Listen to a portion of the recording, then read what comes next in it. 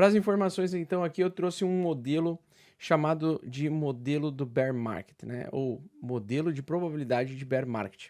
Esse modelo aqui, pessoal, ele basicamente está atingindo o nível mais alto em 70 anos, ou seja, só em 1950 nós já atingimos este nível, né? E pela segunda vez agora, 70 anos depois, estamos neste nível de grande risco de bear market.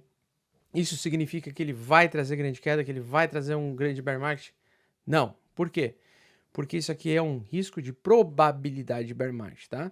Só que em períodos onde ele esteve nesses níveis muito grandes, de fato, os mercados sofreram bastante, de fato, os mercados tiveram algumas crises, algumas recessões, né?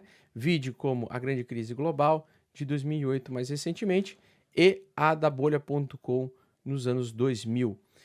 Bom, sabendo disso, aqui também é durante a pandemia, ó, tá vendo? Então, sabendo dessas informações, a gente vai utilizar esse gráfico aqui e eu vou explicar uma coisa boa para vocês aqui. Como é que esse gráfico ele foi formado, tá? Como que esse gráfico funciona, tá?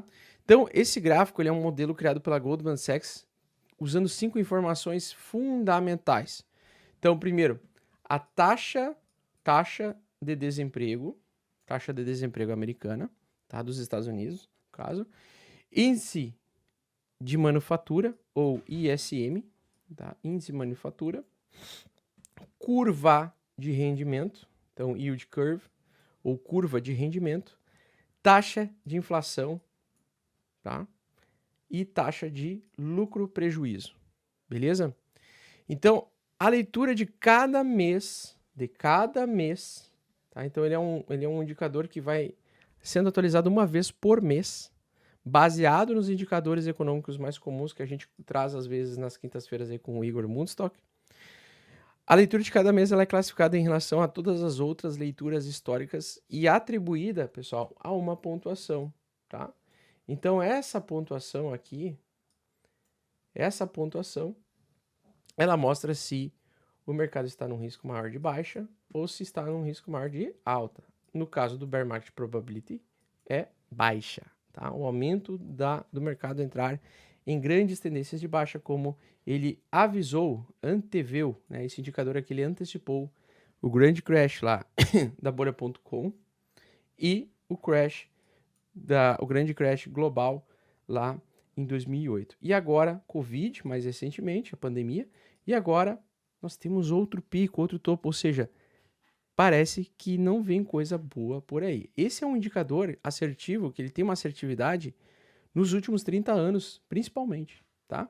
Então ele é um indicador altamente complexo, de longo prazo, e ele é atualizado aos poucos, tá? Então, quanto maior for a pontuação, maior é a probabilidade, tá, pessoal? Então, quanto maior for a pontuação, maior é a probabilidade do mercado retomar baixa. A maior probabilidade do mercado retomar baixa, tá? Então, assim, a gente percebe esse indicador, que é um indicador extremamente preciso, de longo prazo, que está dando um sinal muito claro de que vai vir recessão, que vai vir o bear market. Quando a gente fala em bear market no mercado tradicional, como é o caso aqui, nós estamos falando de um grande risco de grande queda, pessoal. E pelo mercado cripto ainda estar completamente conectado a um mercado extremamente especulativo, onde as pessoas querem comprar o criptomoeda para fazer dinheiro o mais rápido possível. E dentre esses mercados, ele é o mercado mais volátil do mundo. A gente tem que ser humilde perante a incerteza. Então, como nós não podemos controlar, por mais que a gente vê o mercado tendo essa alta de 3 meses, de janeiro até abril, né? Então teve um trimestre de alta. Por mais que a gente vê alta em todos os lugares no curto prazo, a gente tem que ser cético e entender que nós apenas podemos estar fazendo um pullback para o mercado derreter no segundo semestre. A partir do segundo semestre desse ano, de junho, entre junho e julho, nós temos uma grande probabilidade, baseado nesse indicador que acertou várias vezes, né, grandes crashes, grandes crises no passado, avisando Esse é o primeiro nível de pontuação de grande risco de recessão desde 1950. Então, isso é um indicador que tem dados históricos de antes de 1950, lá no fim da Segunda Guerra Mundial. Pois então, eu tenho que levar a sério o que esse indicador está falando, tá? Apesar da demora dele ser atualizado, ele está indicando, cara, que o contexto está horrível. Os banqueiros, em 7 de maio de 2021, os banqueiros pararam de comprar Bitcoin. Então, os banqueiros, ou seja, os fundos de investimento, os bancos, os grandes bancos, que compravam Bitcoin, eles passaram a partir de maio, não comprar mais. Não comprar mais. Então, aqui, banqueiros, fundos de investimento compraram Bitcoin. Mercado bullish, mercado altista. Impressão infinita de dinheiro provocada aí pelo Banco Central Americano. Excesso de liquidez, com bastante liquidez, muita gente com dinheiro na mão, recebendo dinheiro por conta da pandemia, acabou investindo em criptomoeda, em Bitcoin. Só que desde maio, apesar dessa alta recente aqui, ó, a alta que veio em sequência, que foi agosto de 2021 até novembro de 2021, esta pernada aqui eu chamo de uma alta fake. O que é uma alta fake? É uma alta que não está entrando estímulo financeiro, não está entrando liquidez, dólares dentro do mercado. E eu vou avisá-los, aqui nós também estamos na mesma condição. Nós temos agora, desde o início do ano, um canal de alta semanal, tá? Então, esse canal de alta semanal, ele recebeu estímulo de alta, tal como aconteceu aqui, mas, tal como aconteceu nessa região no reteste, quando o Bitcoin saiu de 32 mil dólares e parou lá em 68 mil, quem provocou essa alta, sabe quem foi? Principalmente grandes investidores individuais, pessoas que têm grana, muita grana e compraram, mas que não tem a maior riqueza, porque a maior riqueza ela está na mão dos banqueiros, dos fundos de investimento e assim por diante, onde a especulação acontece.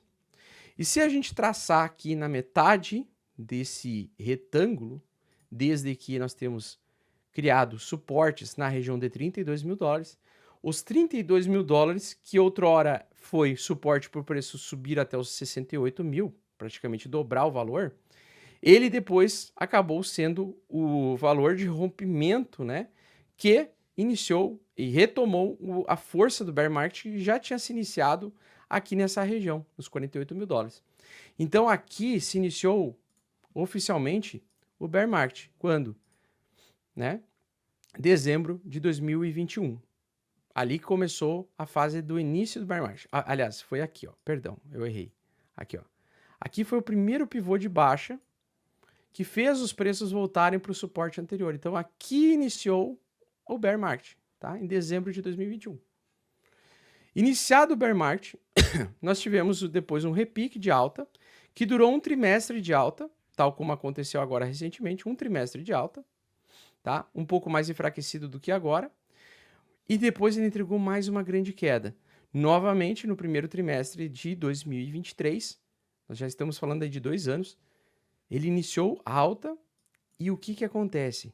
Aqueles 32 mil dólares que antes eram suporte para o preço continuar subindo em bull market, agora se tornou a principal resistência do mercado. E o mercado, apesar de bater, ele não está conseguindo superar. E aí, eu preciso mostrar esse gráfico aqui para vocês.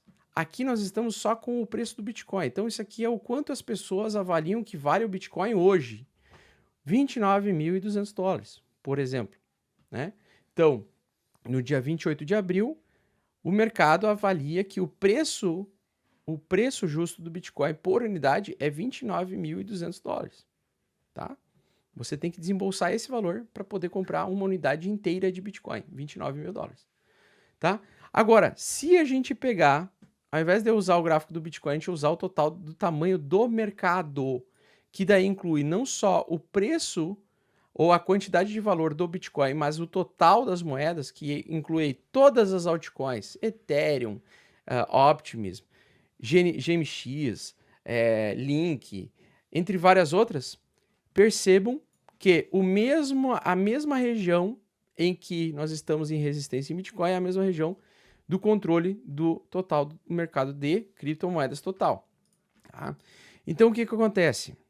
Nós temos aqui aquilo que a gente chama de Smart Money, que é a região de grande resistência, onde os maiores detentores de capital eles acabam vendendo seus ativos em pullback, ou seja, o mercado derreteu 90%, sobe 100%, ou seja, recupera pelo menos metade do capital, e aqui o Smart Money adora pegar o máximo de liquidez possível. Corretoras de alavancagem, fundos de investimento que usam robôs de alta frequência e assim por diante, aqui eles vão coletar o máximo de taxa possível de negociação. Por quê?